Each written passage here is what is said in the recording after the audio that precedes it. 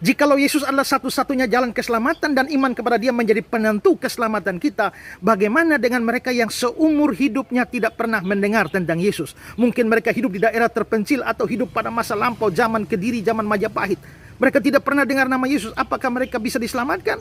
Menurut Roma pasal 10 ayat 13-14, barang siapa berseru kepada nama Tuhan akan diselamatkan. Tapi bagaimana mereka bisa berseru kalau mereka tidak percaya? Bagaimana mereka bisa percaya kalau mereka tidak pernah mendengar? Kalau ini dibalik, artinya mereka yang tidak mendengar tidak bisa percaya. Kalau tidak percaya tidak bisa berseru. Kalau tidak berseru tidak bisa diselamatkan. Maka orang yang tidak pernah dengar nama Yesus sama sekali tidak bisa diselamatkan, alias tetap akan masuk neraka.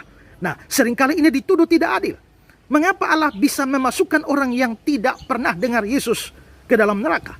Nah, untuk menjawab pertanyaan ini, pikirkan dua hal ini. Pertama, yang menyebabkan orang masuk neraka itu bukan karena tidak dengar Yesus. Yang menyebabkan orang masuk neraka itu karena dosa. Karena dia orang berdosa, maka dia dihukum di dalam neraka. Itu justru menunjukkan pada keadilan Allah. Kalau dia berdosa, lalu Allah tidak hukum, itu tidak adil. Atau kalau Allah hukum padahal tidak berdosa, itu tidak adil. Tapi kalau dia berdosa dan dihukum, itu keadilan. Maka masuknya orang berdosa ke neraka, itu bukti keadilan Allah. Itu hal pertama. Yang kedua adalah Allah tidak punya kewajiban menyelamatkan manusia berdosa. Jadi kalau dia tidak menyelamatkan, dia layak dipersalahkan.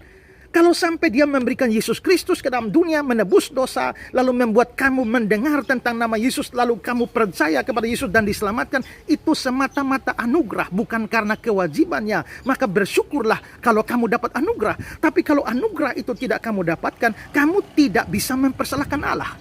Kalau ada 5 pengemis di pasar dan saya kasih 1 orang duit, 4 orang tidak. Layakkah 4 orang itu mempersoalkan tuduh saya di pengadilan karena saya tidak adil? Tidak, karena saya tidak punya kewajiban kasih 5. Yang 1 orang itu dapat duit dari saya, dia dapat kemurahan hati saya, dapat anugerah saya. Tapi 4 orang itu tidak bisa menuntut keadilan pada saya. Demikian juga orang yang mendengar Yesus dan diselamatkan harus bersyukur karena mendapatkan anugerah. Tapi yang tidak pernah mendengar tidak bisa persalahkan Allah. Jadi, yang mendengar Yesus dan diselamatkan dapat anugerah. Yang tidak dengar Yesus dan binasa itu mendapatkan keadilan. Lalu yang dapat tidak adil siapa? Tidak ada yang dapat tidak adil.